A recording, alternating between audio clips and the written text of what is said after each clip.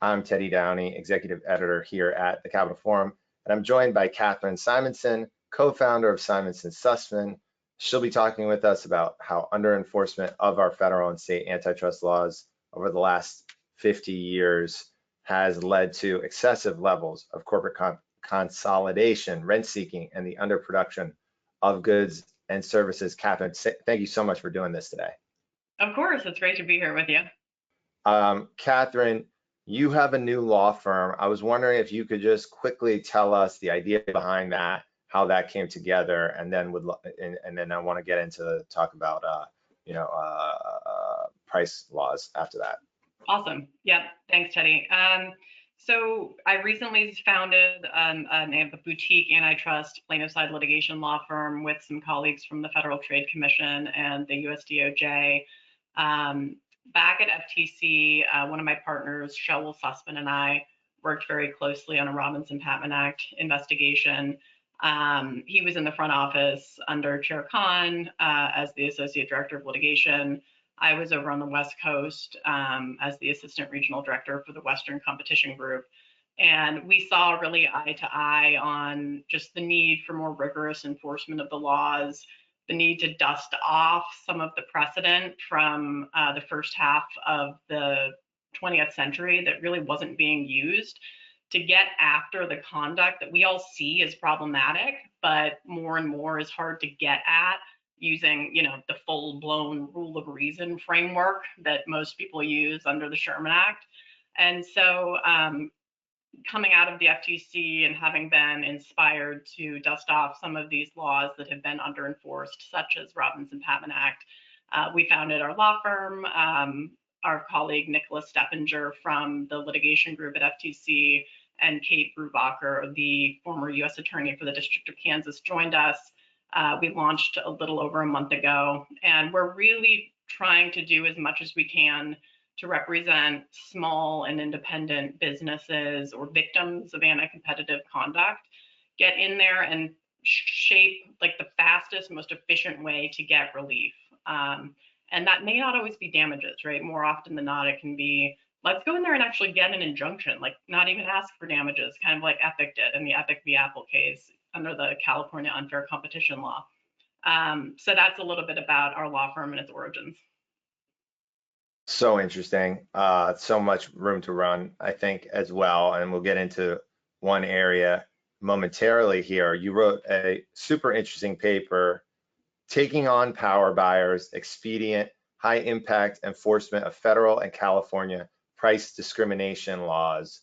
I've been doing this covering antitrust for 15 years, really longer than that at this point. So little conversation and focus on price discrimination laws in that period of time. This paper suggests that there is actually a lot of law on the books. Would love to hear how you thought of this paper, what's the idea behind the paper, and then we can get into specifics from there. Yeah, absolutely. So this is a paper that Shewell and I wrote. In addition to founding the firm, I'm also a senior legal counsel or senior legal fellow for the American Economic Liberties Project, and was really lucky to have the opportunity to work with that group of people after I left the FTC. It's such an inspiring organization. And so as part of my fellow work for the organization, we thought, let's put a piece together that just, it kind of demonstrates like in practice, what is a problem that could be solved with the Robinson-Patman Act, as well as the California laws that you can kind of use to make the federal law predicate, and I'll get into what that means. And we wanted to focus on power buyers because, on its face, the Robinson-Patman Act, and I'll maybe just give a little bit of background, right? The Robinson-Patman Act was passed in 1936. It amended the Clayton Act, which was passed in 1914. So the Clayton Act already actually had a price discrimination prohibition in it. The Robinson-Patman Act of the 1930s strengthened those prohibitions. But a lot of the way the Robinson-Patman Act is written, it talks about outlawing price discrimination, which a supplier technically does, right? So if you have a supplier up here and it's distributing to big box store A and little guy B, the supplier is technically doing the discrimination, but the real problem is big box retailer over here demanding that discrimination, demanding that lower price. And the problem that the legislature was trying to solve was the unfair advantage that power buyer gets when he gets a better deal than the little guy down the street. And so we wanted to come up with a set of strategies and kind of put them out there for anyone to use who think they're having issues with power buyers. So first of all, we talk in the paper about two provisions, mostly one in the Robinson-Patman Act that provides for per se illegality. So, you know, we're used to like price fixing conspiracies being per se illegal, and like maybe that's it. Like these days, it's very hard to get a court to say anything is per se illegal. There is very, very firm precedent in the book saying a violation of Section 2D of the Robinson-Patman Act, which outlaws the provision to the power buyer of promotional payments in connection with resale, unless that supplier gives the little guy down the street the same opportunity to participate in those promotional payments. So if a supplier gives big box retailer, you know, certain payments to run an advertising campaign and a sale to promote and sell its products, the supplier has to give the little guy down the street like a proportional opportunity to do the same thing and to get those monies from the supplier. And if the supplier doesn't do that, then that's a per se violation. So you don't actually have to show that the little guy was harmed. Harm to competition is presumed if you meet the elements of 2D. And so it's a very efficient and straightforward way to get at the problem. Now, you're not always going to see discrimination take the form of this Section 2D violation. So for example, if there's a discrimination in price that only relates to the original sale from the supplier to the dominant retailer, that's probably not going to satisfy 2D. But if you're a small business and you're sitting there and you're looking at your big box competitor down the street and you see that you think he's getting promotional payments from a supplier, you can use 2D to quickly go after that.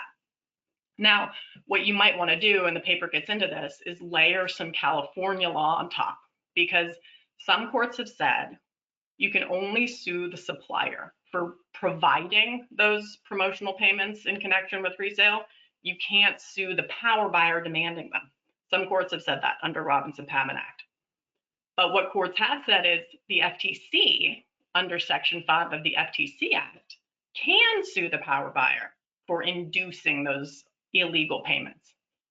So, you know, you can take that same logic and say, well, if the FTC can sue the power buyer under Section 5 of the FTC Act, then any private business in California can use the unfair competition law in California to sue the power buyer for effectively violating the policy and spirit of the antitrust laws. And so that the paper sort of talks about the different ways that a private business or an association can use the California laws to go after that conduct. And I would do one more plug for the California Unfair Practices Act. So the paper also talks about using the California price discrimination law, which I love, and which is even a more straightforward and expansive, broadly read piece of legislation meant to protect those small competitors against power buyers.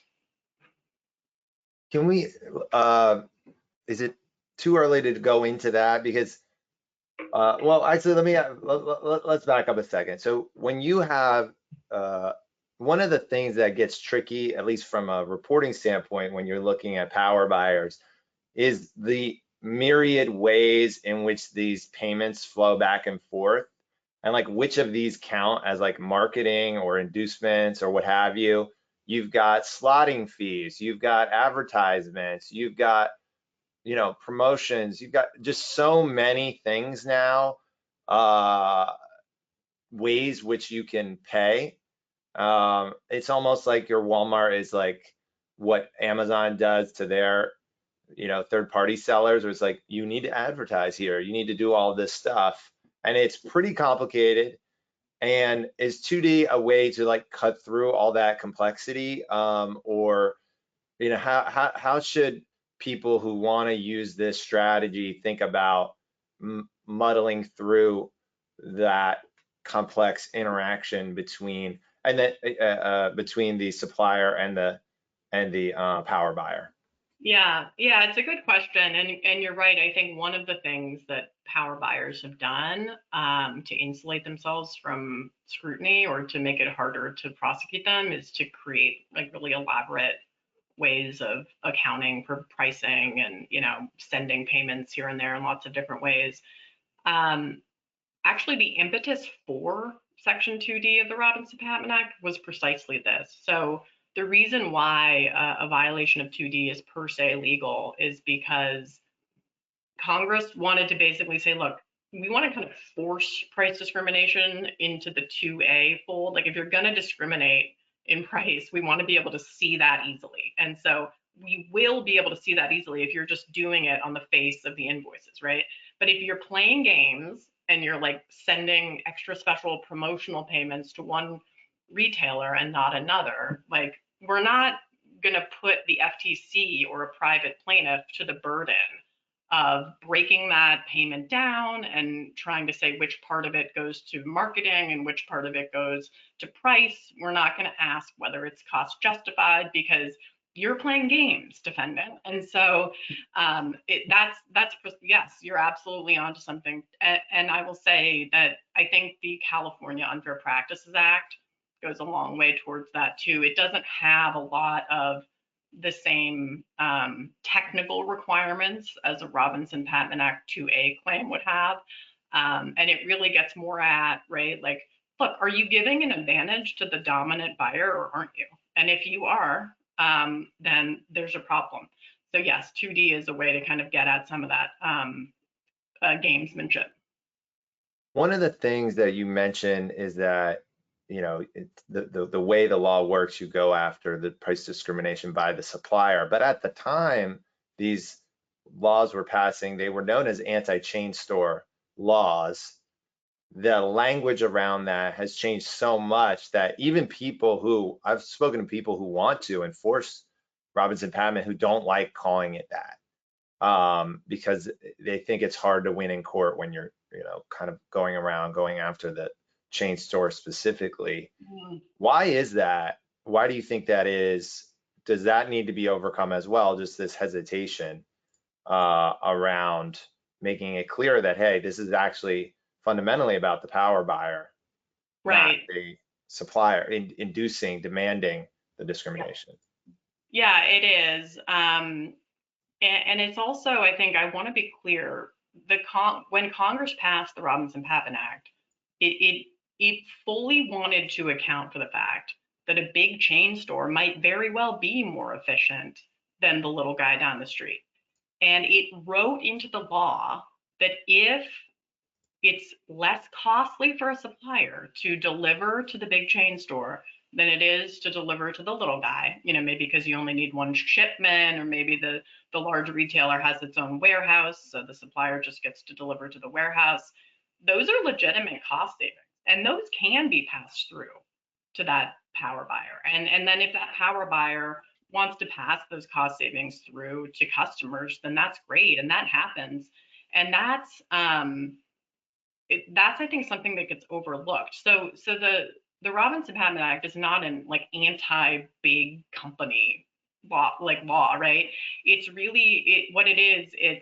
It's trying to say, look, we are going to, when we see on the face of things a large organization getting lower prices than everybody else, we're going to use that as a proxy to say this company probably has buying power, right? In economic terms, monopsony power. We're going to say that that's sort of prima facie evidence to us that the reason it's getting a lower price than everybody else is because it has monopsony power. And we believe that the exercise of monopsony power is very damaging to society. And the interesting thing is, I mean, I don't think any economist would dispute that, right? A monopsonist, a power buyer sitting here extracting lower than competitive levels of prices from suppliers, what does that do? That disincentivizes suppliers from fully investing in research and innovation and quality because they're not getting paid enough by that dominant power buyer. And I think that is an evil that the Congress, when passing the Robinson-Patman Act, sought to get at. It wasn't just the unfair competition that results between the power buyer and its competition. When you have a power buyer that's extracting too low prices from suppliers, you are really damaging things at the supply level as well. So that's the genius, I think, of this law, is that it gets at harm to competition at multiple levels of the distribution chain. And it's a way of regulating the pure extraction of monopsony rents. And it's saying, we're not going to get in the business of regulating rates. We're not going to tell the power buyer what it has to pay. But what we are going to say is, if the power buyer is paying a lot less than its competitors, then that's kind of, we're going to infer that means it's paying prices below what would prevail on a competitive level. And we're going to fix that by saying those prices, either those prices have to come up or the prices to the smaller independents have to come down. And that's how you solve a lot of problems in the market that we've now seen develop today because we haven't been enforcing those laws. I want to stay on that for 1 second and take a step back before we get into more details. You just mentioned we have a lot of problems from under enforcing this law, actually basically not enforcing at all until very, very recently. What are the consequences of letting that power imbalance accrue and letting this type of conduct not only permeate the economy, but at this point define the economy, right? If we look at particularly retail, Amazon, Walmart, I mean, we're just talking about the biggest companies ever completely dominating commerce. But I would love for you to talk about, connecting those two things and what ends up happening to the economy writ large when you stop enforcing laws like this. Yep, absolutely. And I think this is really critical. So the number one thing that happens is when the little guy sees the power buyer getting better prices than he can get solely because the power buyer is bigger. Right? The little guy's become as efficient as he can be, and he's innovating, and he's got really great customer service, but he can't get the same prices.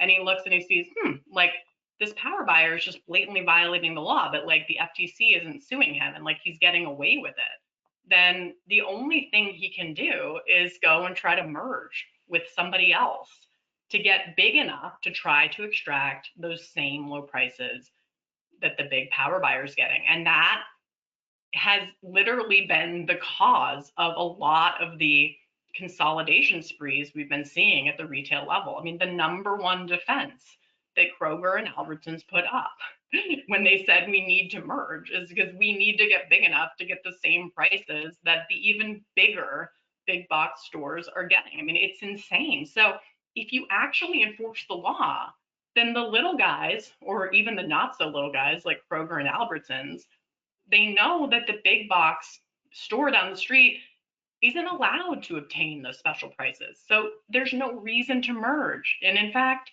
if we could see the revitalization of the enforcement of the act, we might see voluntary divestitures, voluntary breakups. Because let's face it, when a company gets big enough to extract the kind of prices that these power buyers are getting, it becomes oftentimes very inefficient and bloated.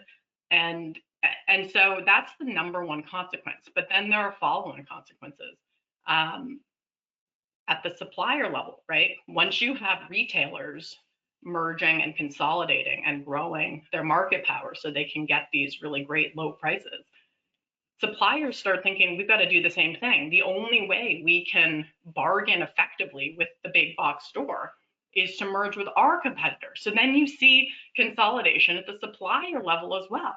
And again, we have seen that as well. So get rid of the buyer power ability to extract prices. You get rid of the incentive to merge at the retail level. You get rid of the incentive to merge at the supplier level, and you have a much more deconcentrated market with much healthier levels of competition. You also, if you enforce the Robinson-Patman Act, you help protect those smaller companies to stay in business, right? So if we had vigorous enforcement and suppliers knew they had to give roughly the same pricing levels that they give to the big box stores, you would see a flourishing of small and independent businesses who are able to compete on the merits because they're not, getting screwed solely by virtue of the fact that they're small. So there are just so many beneficial effects that we would see if we actually enforce the law. Now, I want to be clear, right? In the short run, is it possible that when big box store demands lower prices from the supplier, that it then passes those prices through to consumers, and for some period of time, consumers get kind of the benefit of the power buyer being able to bargain its way to a really low price? Sure. But that's a short run effect, if at all. And there's a lot of assumptions that need to be true in order for that to happen. But in the long run, the smaller retailer can't compete with that, right? They can't compete with the low prices that are being subsidized by the price discrimination. So they go out of business, and then you're left with a single dominant retailer. And what does that dominant retailer do then? It jacks prices up to consumers. So it's extremely short-sighted to keep saying, oh my God, what are you doing? Like, you're preventing the big box store from negotiating low prices. This is such a stupid law. It's like, well, only if you don't fully think about the problem, right? Like, play it out. And there's some really nice quotes in the legislative history from Congress making this point that in the long run, you're just going to have more and more buyer power. And then before you know it, they're absolutely going to be charging higher prices to consumers.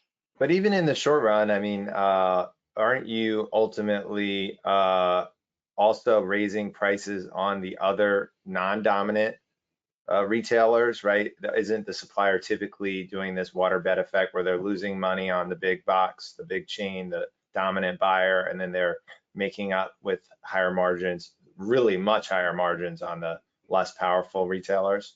That's correct, right? So that's essentially what you see is you see the power buyer getting the best price, and then suppliers are sort of desperately thinking like, how do I make this up? So they try to add fees and raise prices wherever they can to try to keep themselves in business. So yes, a short run casualty is the smaller retailer, and really their customers, right? Because their customers then, unless the small retailer just in perpetuity incurs a loss, it's going to have to pass those prices through. And then the customers who prefer that store, who want to shop there, they pay the higher price. And one of the other things you say in the paper is you call price discrimination law the other half of our antitrust laws. I think most people look at price discrimination and think it's like a tiny little niche area. Why do you call it the other half? Yeah. I do really believe it's the other half for a couple of reasons. So going back to the legislative history, you had the Sherman Act passed in the late 1800s. And then in 1914, Congress said the Sherman Act is not enough to protect our economy. We're seeing enormous trusts come into the picture, charge exorbitant prices, huge amounts of consolidation. It's not enough. So they passed the Clayton Act. The Clayton Act added some specific provisions that the Sherman Act was already getting at, like exclusive dealing and tying. It added the mergers and acquisitions prohibition if they substantially lessen competition. But what Congress said is it's not enough to just have the Sherman Act set of laws that outlaw anti-competitive conduct, that basically try to prevent the amassing of monopoly power, or to try to prevent the collusion between two companies that results in effectively the extraction of monopoly prices. What Congress said is we want to have a law that gets at the actual exercise of monopoly power, not just the anti-competitive conduct that could get a company into the position of charging monopoly prices. So I want to read an excerpt from a famous US Supreme Court, the Trinco case. This is Justice Rehnquist. And this is what he said about our nation's antitrust laws. He said, the mere possession of monopoly power and the concomitant charging of monopoly prices is not only is not only not unlawful, it is an important element of the free market system. The opportunity to charge monopoly prices, at least for a short period, is what attracts business acumen in the first place. It induces risk-taking, that produces innovation. To safeguard the incentive to innovate, the possession of monopoly power will not be found unlawful unless it is accompanied by an element of anti-competitive conduct. Now, that could go on and on about how kind of crazy that is. I mean, as a law student, which is when the first time you read these types of things, you read that and you think to yourself, like, this isn't how the world works. Like, people go into certain lines of business because they want to make change and they want to innovate and they want to serve customers. They don't need like a man in a tall hat in the corner making excessive levels of profits to like signal to them where to go into business, right? And like, but you read this as a law student, you're like, oh, I'm like, maybe this is how I'm supposed to think about things when I'm a lawyer. And this is part of the problem, is like, law students read this kind of indoctrination and then they think, oh, this is how the world works. And it doesn't. And the Congress that passed the RPA recognized this, that the mere possession of monopoly power, or in this case, buyer power, and the mere charging of buyer power prices is a problem that we want to address in and of itself, regardless of whether that buyer did anything to get to the point of having the buyer power. The buyer should not be able to extract such rents from the system, extract rents from the suppliers, not pay the suppliers enough to produce enough of the products they want to produce, and then on the other end of the spectrum, run their competition out of business and then raise prices down below. And it was kind of this genius way of combating and outlawing the charging of buyer power prices without regulating rates. And it was just, so it's the other half of our antitrust laws, because it reflects this philosophy and this idea that in America, we will not stand for someone with market power ripping everyone else in the chain of distribution off. We will not stand for it. And this is a law we're going to pass to go after it. And we haven't enforced it for the last 50 years. And I don't have to tell you where we are as a result. And one thing I want to get into the history of how big business diminished this law. You mentioned Trinco, but I want to go a little bit further. You have some additional thoughts there. But first, I want to ask, there's been some bipartisan interest in the revival of Robinson-Patman Act. Obviously the erosion of that law being enforced coincided with globalization, neoliberalism generally.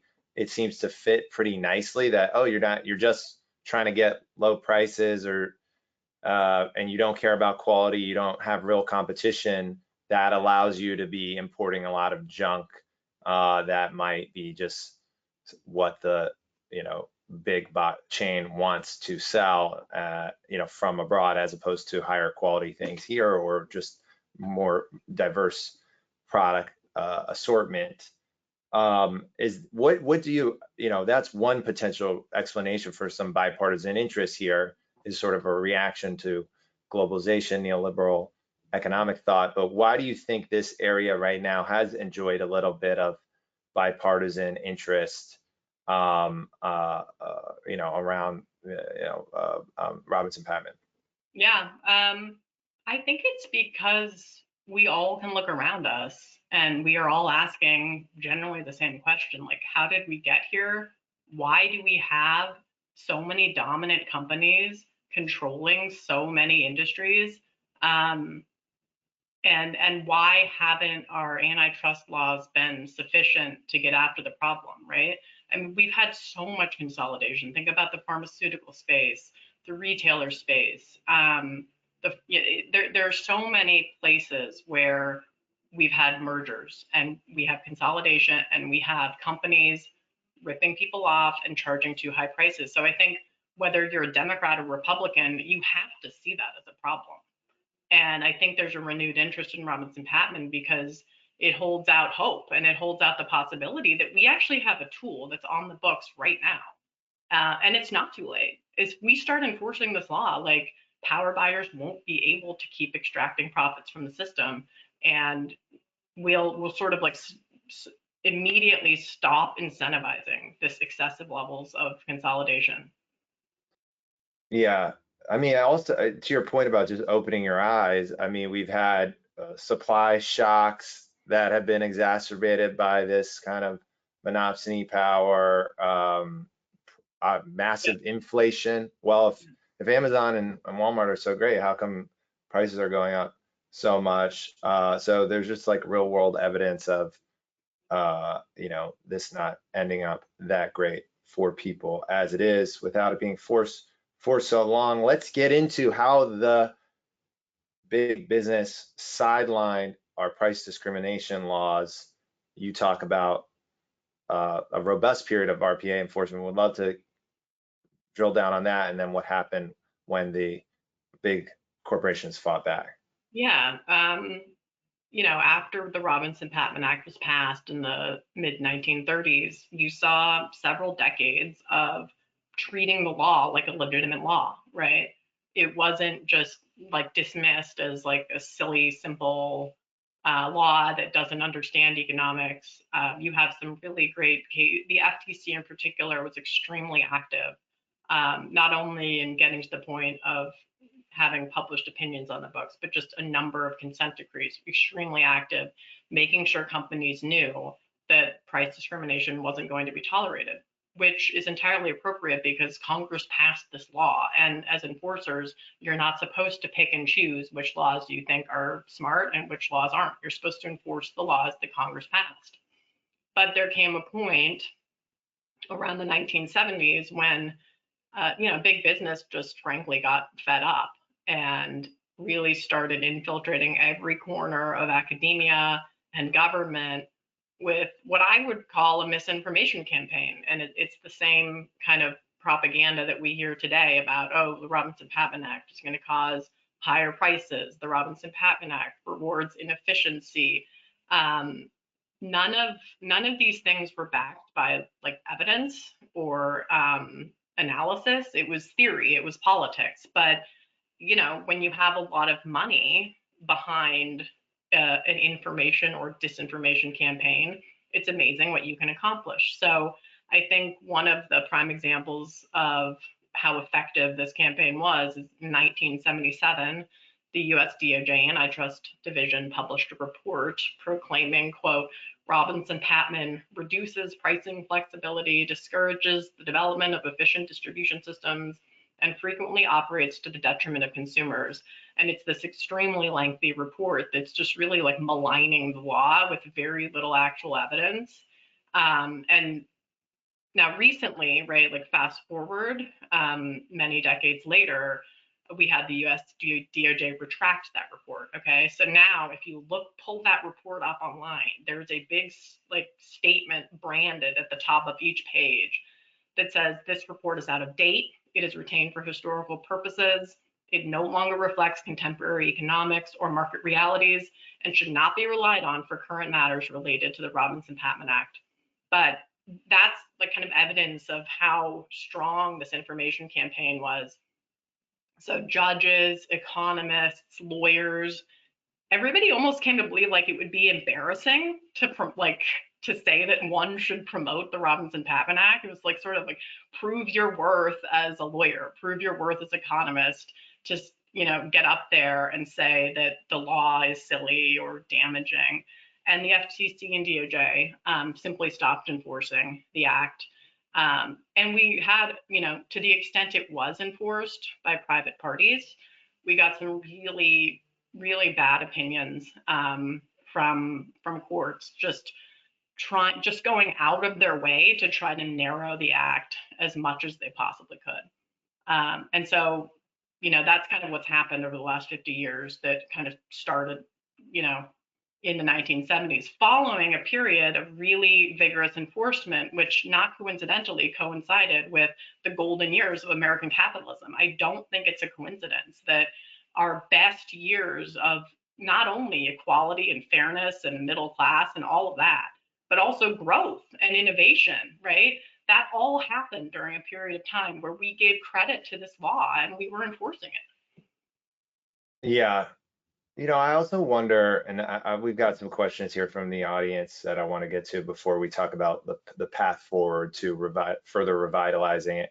I wonder what it does to community, right? Like when you have flourishing small business, it feels like communities where that's going on feel a lot different, a lot more interesting than what you get when you just have a bunch of chain stores in a strip mall or in your neighborhood. It's just like you see the same thing when you're going any Yeah, part of the US. It's the same store. It just feels like monotonous and a bit empty, I as agree. opposed to sort of a vibrant, flourishing community where the small business owner and things like that.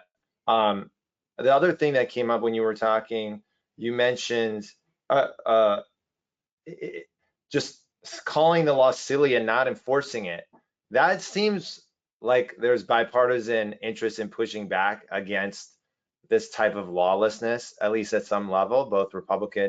Two Republican commissioners, at least, I think, have said, hey, we enforce laws here. If you want to change the law, you got to go to Congress. You can't just unilaterally decide not to enforce a law. That's just ridiculous. So that seems to have changed as well. I'm wondering, and before I get into these questions, I wanted to get your response either to that point on community or also this, have we evolved past this? Well, if we think a law is economically silly, we just don't enforce it. Right. On the community point, I couldn't agree more. I think it's a positive externality of the Robinson-Patman Act that if, like, I really don't think the reason it was passed was to like protect like, a vibrant Main Street or something. What it was meant to do is just make sure there's robust competition. But I think in the back of everyone's minds was an understanding of exactly what you touched on. Like, we don't want to live in a world where everywhere we go and everywhere we travel, we see the same companies with the same practices, the same prices, like the same food on the menu, the same products on the shelves. Like, we're human beings. Like, we want to see change and diversity and innovation and difference. Like, um, that's what makes life fun, right? And so to have and to yeah, and so I think it's absolutely a beneficial effect that we will see. And just having more small businesses in this country is a good thing for us. It's like you have more people taking ownership over interesting enterprises, putting their new ideas to work. You're just going to have better products, better services, more interesting things going on in this country. The more different organizations are contributing. That's like a bedrock concept in First Amendment law, right? Marketplace of ideas. The same is true for the economy. More diversity is better. And to your point, it protects against supply shocks. There's some amount of redundancy that comes with competition, but it's necessary because it has all these positive externalities. On the second point, I think it's too soon to say whether we actually are at a point now where everyone is in agreement that this is a law in the books and therefore it should be enforced. I think I'm still waiting to see if the money's where the mouth is in that respect. I don't think you're going to be able to answer this, but maybe you could see if there's any aspect of this that you could talk about. Is there any truth to the Commissioner Meter take on FTC's recently dismissed Pepsi RPA case that the investigation was rushed or that the elements were not proven in the FTC's investigation before FTC filed its complaint? I mean, maybe you probably can't answer that specifically, but anything about the two cases that are in front of the FTC, one that continues and one that was repealed. Any thoughts on that you're allowed to discuss, or I'm not sure what you're Yeah, allowed I'm to not. talk I'm about. gonna just stay away from that because I have obligations to not discuss matters that were pending at the FTC during my time there. Perfect. I thought that was the case. We've got another question here, two more questions, and then we'll get into the path ahead here. Do you have a sense of how much private litigation has been ongoing in the RPA space during the period when the government has been dormant? There has been private litigation, and I'm starting to educate myself about that and get into the cases. The, it's not anywhere near the level of enforcement we see on the Sherman Act side of things. Mark Poe and Randy Gaw are an example of a small law firm out in San Francisco. They have recently been having some really big successes with Robinson-Patman Act and making some really nice law, including a case a couple years ago about the 5-hour energy drink, confirming the per se rule of liability under Section 2D. There've been some class actions in the space. But yes, it is litigated. And when district court judges, by and large, when they get a case, they look at the opinions from the 40s and 50s and 60s, and they say, yeah, like this is a viable case, like go ahead and proceed. And so if we just had the level of attention and enforcement that we do with Sherman Act, I think we would see a lot of results. So it's there, but there's a long way to go. Last question here. On the basis of what can the dominant buyer demand lower prices? Aren't the features of bigness, better promotional powers, other cost efficiencies, greater number of customers accounted for in the exceptions to RPA? What other aspect of them being big allows them to induce lower prices? Presumably a supplier is not going to give a lower price without some benefit to them. I would just say personally, a lot of suppliers do not like dealing with these big buyers. So just my anecdotal evidence of interviewing them, they don't seem to love being bullied by the power buyers. But that said, Catherine, what's your take on these? Yeah, I mean, I think if I'm understanding the question correctly, I'm in agreement, which is to say the only way they are, well, or maybe I'm not agreeing with the question, or the way I would answer the question is, what the Robinson-Patman Act is trying to do is it's saying we're going to take away any actual cost justifications or efficiency justifications that might be justifying the lower price. And we're going to say, if the lower price remains after examining those cost justifications, then the reason the power buyer is getting that lower price is simply because it's bigger. It has more leverage. I mean, this is a common sense idea. Like, if you have like Goliath versus David, like Goliath is going to be able to extract more of the rents from the transaction. And the same is true of a power buyer. And the question is that something we want to reward? Is that a good thing? And the answer is no, it's not, because that's monopsony power. And that results in prices that are too low. And it results in suppliers not getting compensated enough for the products they're producing. I mean, what I would love to see, right? Suppliers are the ones that have the most evidence of what's going on. They're the ones that are being forced to discriminate in favor of the power buyers. Come out and sue your power buyer. You're going to benefit from this law being enforced.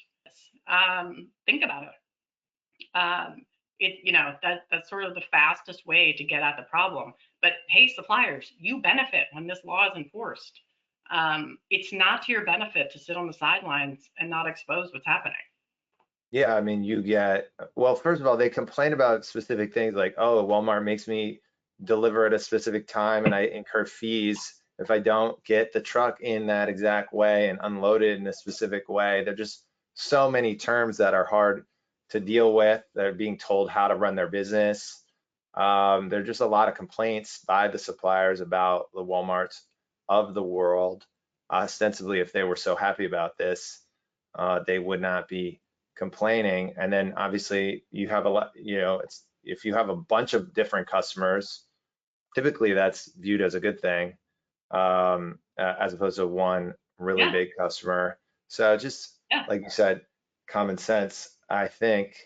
One thing, and then let's get into like the real future, but not only would it be a solution for the producer to sue the big box store, but wouldn't they, I was surprised that there wasn't more like, hey, come look at my power buyer when the FTC started poking around.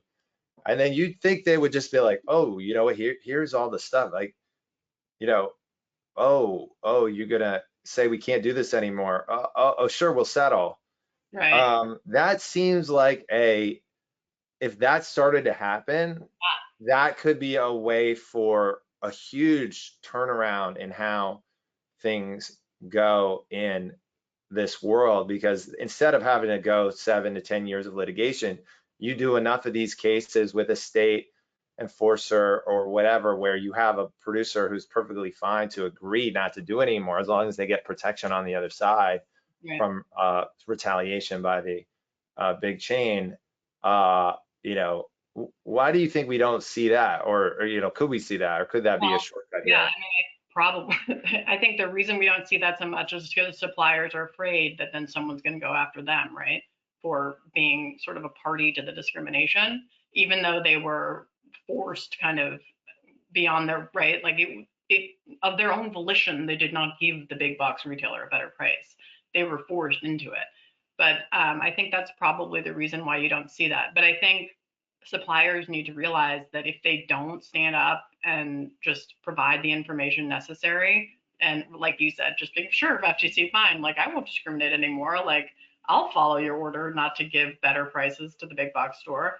If they all did that, they would have a much longer future ahead of them, right? It's like a short-term strategy to say, oh, like I don't want to open myself up to litigation, or I don't want to open myself up to costs. I'm just going to keep quiet. Like you may find yourself out of business before not too long, unless you actually get this law enforced. And the suppliers are the ones that have the information. One last question. We got another question, then I promise we'll get into the road ahead here. What are your thoughts about how price discrimination affects products with inelastic demand, such as food or medicine, versus products with elastic demand, like televisions? I've got to say, I haven't thought a whole lot about that. I guess, You've written a little bit or talked a little bit about PBMs. yeah, And PBMs, you know, we've been enforcing against PBMs, but haven't really gone after price discrimination. Maybe yeah. that could be a good place to talk to Um, focus. yeah, I think what's happened in the pharmaceutical supply chain is a really good example of what happens when you don't enforce the Robinson-Patman Act. What do I mean? So at the wholesaler level, you have three dominant wholesalers selling drugs to pharmacies. They control like over 90% of the market. Why did they merge and consolidate? So that they could get leverage over manufacturers. They have so much leverage over the generic manufacturers now that we simply have like supply shortages, we have lack of innovation, we have manufacturers who won't even put drugs on the market because they're simply not going to make enough money. That's how bad the buyer power problem is at that level of supply chain. Then you have the pharmacies. They've all consolidated. You have these huge chain pharmacies. They think they have to consolidate so they can get lower prices from the wholesalers than they otherwise would. So then what problem do you have there? Well, you have the chain pharmacies extracting much lower prices from the wholesalers than the small and independent pharmacies. How do the small and independent pharmacies compete when they simply can't get it's the same drug, and like they're paying, according to, public information. For example, we saw recently this sort of public index, NADAC, of prices pharmacies pay. And apparently a large chain recently started reporting, and NADAC plummeted, meaning this big chain is paying much lower prices than small and independent. So you have consolidation at the pharmacy level. You also have seen enormous consolidation at the pharmacy benefit manager level, with 3 to 6 pharmacy benefit managers controlling the majority of the pharmacy benefit manager market. What problem results there? Well, pharmacy benefit managers that have market power are able to reimburse pharmacies at much lower rates than pharmacy benefit managers without market power. Here again, you see the small and independent pharmacy squeezed. They're paying more to the wholesalers for the drug, and they're getting way under reimbursed for the product. And they're going out of business every day. A small pharmacy closes. And meanwhile, billions of dollars of money are being sucked out of that distribution system by every single layer, by the consolidated entities that have amassed power at each of those levels. So, just stop and ask yourself, like, is this efficiency? Is this low prices? We have like the highest drug prices in America of anywhere in the world.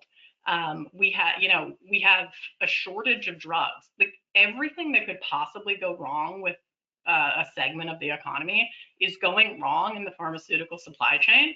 And I think it's because we're not enforcing the Robinson-Patman Act. It's pretty compelling. I'm not gonna lie. It's is a lot of consolidation. You didn't even get into how the PBMs sometimes own the pharmacy as well. Or, you know, so yeah. We could spend all day talking about consolidation and market power in the pharmacy supply chain, pharmaceutical supply chain. But I want to get to your thoughts on the road ahead. You've painted a pretty bleak picture of where we are right now. Where are some of the bright spots? What do you see as the opportunity here? You know, the playbook here, and you know, how do you see this playing out going forward? Yeah, I mean, I have a lot of hope because I don't think it's too late. Yes, there have been a lot more mergers and there's been a lot more consolidation than there would have been if Robinson-Patman had not been enforced. But if we start really enforcing it today, then we take away the fruits of that consolidation, right? Like and I'm not saying we can address all consolidation problems in this economy with Robinson-Patman Act. I mean, it's primarily focused on buyer side power, so it's less directly getting at sell side power. But as soon as you start enforcing it, you stop the big box retailer, for example, from demanding lower prices. And so, you know, he may be big in his current state, but he's not able anymore to extract rents from the system that he previously was.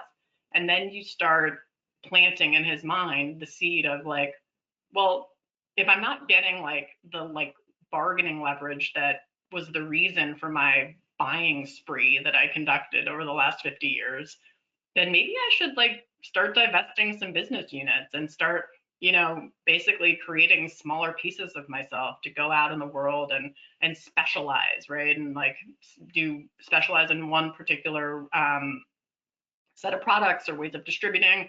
And so you can actually like imagine a world where companies are like voluntarily divesting, because I really do think that when you don't have the ability to extract such profits out of the system by being big, you eliminate like the reason to be big. And actually there's not a lot of reasons to be big because it adds bloat, it adds, you know, more people you have to hire to manage the people you hired and systems and tracking and all of that. Like you can be a lot more nimble as a smaller company. Like we certainly feel that way about our law firm, right? We can move around and be more nimble because we're smaller. So I think it's something that like on a dime, like we can turn this law on and immediately see effects.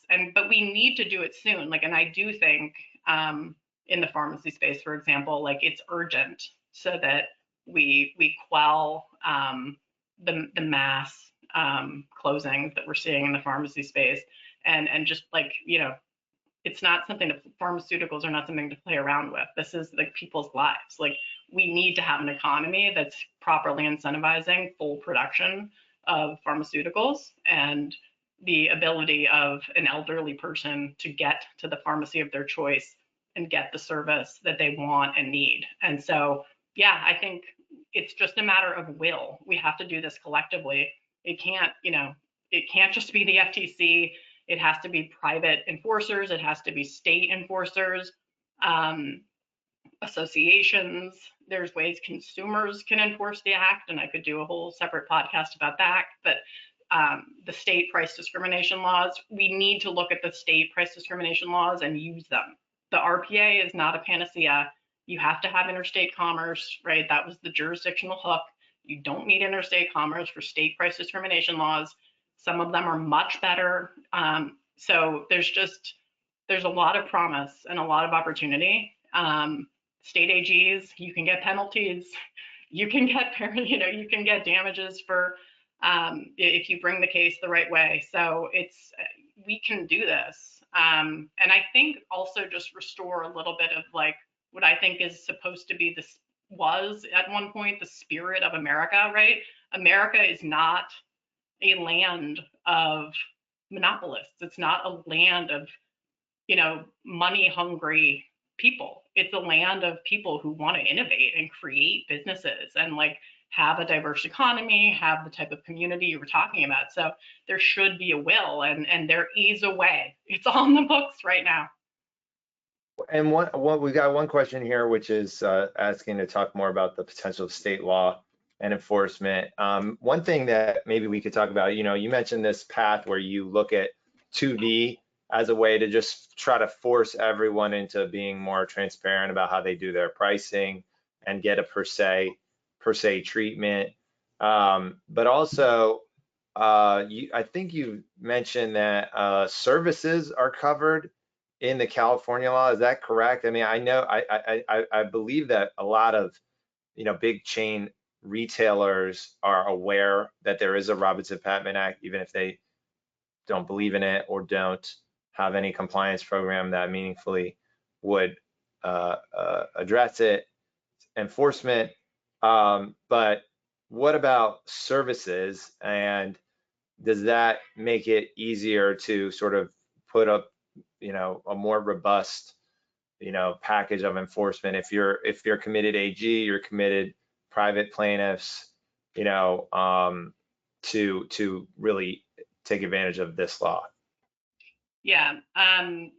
The way article or product is defined in the California Unfair Practices Act, I believe it's broad enough to cover services. So if there's discrimination in the provision of services that are being sold to an intermediary and then passed on, you should be able to get at that under the California Unfair Practices Act.